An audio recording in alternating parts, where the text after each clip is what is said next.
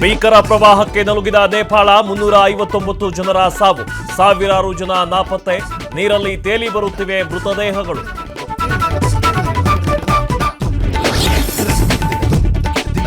ಬೆಂಗಳೂರಿನ ಖಾಲಿ ನಿವೇಶನ ಮಾಲೀಕರಿಗೆ ಜಿಬಿಎ ಖಡಕ್ ಎಚ್ಚರಿಕೆ.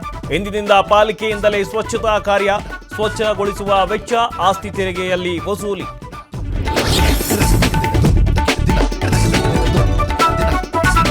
ರಾಜ್ಯದಲ್ಲಿ ಮಳೆಯ ಅಭಾವದಿಂದ ಸಂಕಷ್ಟ, 101 ತಾಲೂಕುಗಳನ್ನ ಬರಪೀಡಿತ ಘೋಷಣೆಗೆ ನಿರ್ಧಾರ. ಮಲತಾಯಿ ಧೋರಣೆ ಬೇಡ ಎಂದು ಕೇಂದ್ರಕ್ಕೆ ಡಿಸಿಎಂ ಮನವಿ.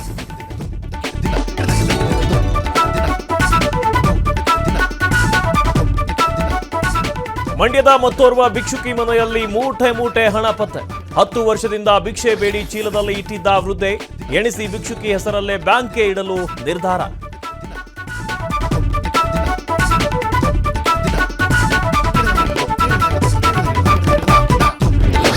ರಾಜ್ಯದ ಜನತೆಗೆ ದರ ಏರಿಕೆ ಶಾಕ್. ಮಳೆ ಕೊರತೆಯಿಂದ ಗಗನಕ್ಕೇರಿದ ತರಕಾರಿ ಬೆಲೆ, ಗ್ರಾಹಕರು ವ್ಯಾಪಾರಿಗಳು ಕಂಗಾಲು.